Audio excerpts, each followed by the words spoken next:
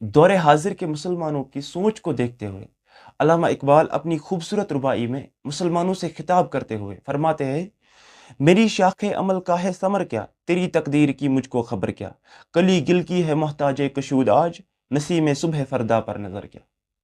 اقبال مسلمانوں سے خطاب کرتے ہوئے فرماتے ہیں کہ اے مسلمان، نہ تو میں نہ تو کوئی اور اس بات سے آگاہ ہے کہ آگے کیا ہونے والا ہے۔ یعنی ہم آگے ہونے والے واقعات سے آگاہ نہیں ہیں، ہمیں نہیں پتا کہ آگے کون سے حالات آنے والے ہیں،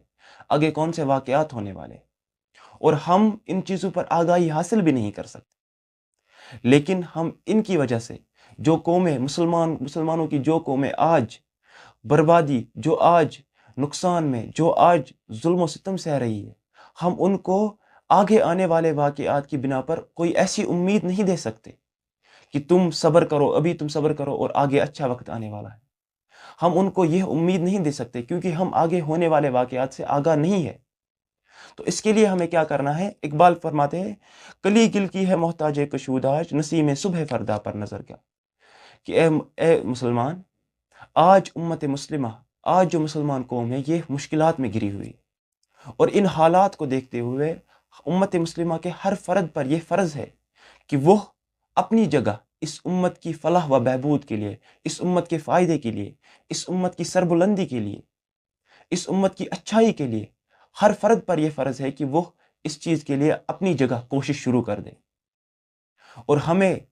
اس بات سے ہم آگاہ نہیں ہے کہ آگے کیا ہونے والا ہے، تو اس چیز کی بنا پر ہمیں اس وقت عمل سے غافل نہیں ہونا ہے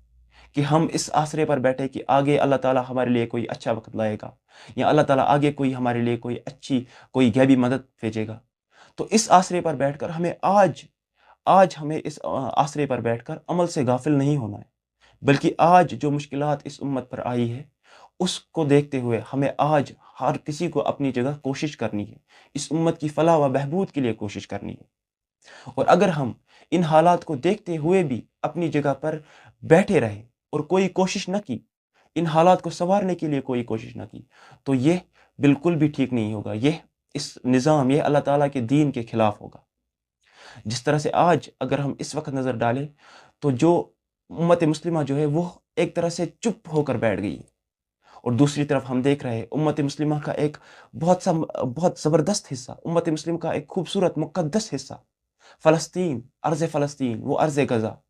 آج اتنے مشکل حالات سے گزر رہی ہے۔ وہاں پر بے دردی سے ان چھوٹے چھوٹے بچوں کو شہید کر دیا جا رہا ہے، عورتوں کو مارا جا رہا ہے، لیکن آج پوری عالم اسلام چپ ہو کر رہ گئی، اور کوئی بھی ان کی فلاح کے لیے، ان کی بہبود کے لیے، یا ان کے فائدے کے لیے، ان کو بچانے کے لیے کوئی بھی آج بات نہیں کر رہا۔ امت مسلمہ آج چپ ہے، ہمارے حکمران چپ ہے، سب لوگوں کی زبانوں پر تالے لگے ہیں، اور ہم لوگ اس بات کا ثبوت دے رہے ہیں کہ ہمارا ایمان سب سے کمزور ہے، کیونکہ حضور اکرم صلی اللہ علیہ وسلم نے ایک برائی کو روکنے کے لیے جو طریقے بتائے تھے، ان میں سے جو آخری طریقہ حضور نے بتایا تھا، جس کے متعلق حضور نے بتایا تھا کہ یہ طریقہ، برائی کو روکنے کا یہ طریقہ سب سے کمزور ایمان والے کی نشانی ہے۔ اور آج ہم اس بات کا ثبوت دے رہے ہیں کہ امت مسلمہ، جو آج کی امت مسلمہ ہے، یہ سب سے کمزور ایمان والی امت ہے، کیونکہ ہم کوئی بھی عمل نہیں کر رہے ان فلسطین کے ان بچوں کو بچانے کے لیے، ان چھوٹے چھوٹے بچوں کو بچانے کے لیے، ان ماؤں کو بچانے کے، ان بہنوں کو بچانے کے لیے ہم کوئی بھی عمل نہیں کر رہے۔ سب اپنی جگہ چپ ہے، سب اپنی جگہ ساکت بیٹھے ہوئے۔ تو یہ چیز جو ہے،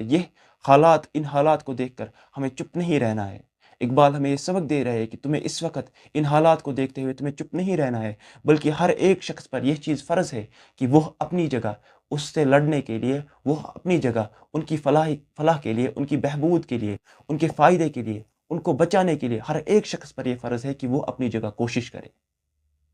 تب تم اپنی اس دین کا جو ہے، اس دین کا رائٹ، اس دین کے جو حقوق ہے، تب تم ادا کر پاؤ گے۔ ورنہ اگر آج ہم بیٹھے ہوئے ہیں،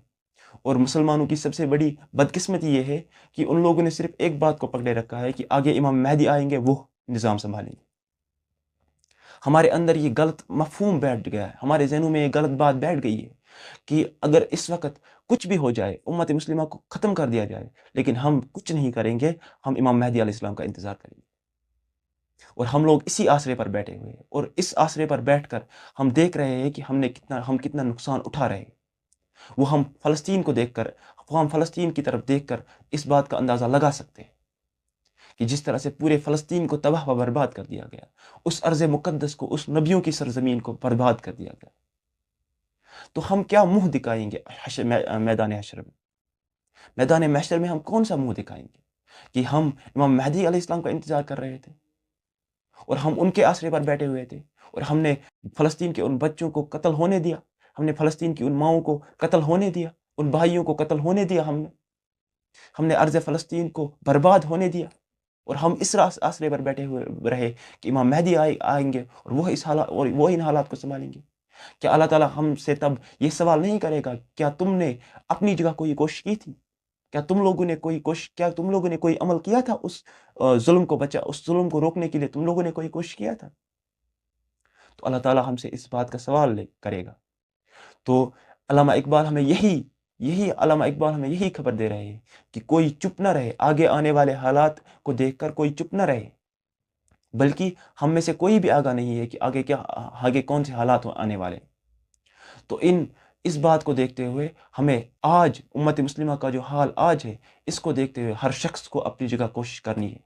کہ میں اس امت کی فلاح و بہبود کے لیے کوئی کام کروں،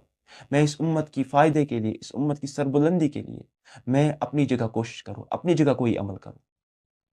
تب ہم اس دین کا حق ادا کر سکیں گے، اور تب ہم میدان محشر میں اللہ تعالیٰ کے سامنے جا سکیں گے اور حضور اکرم صلی اللہ علیہ وسلم کے سامنے جا سکیں گے۔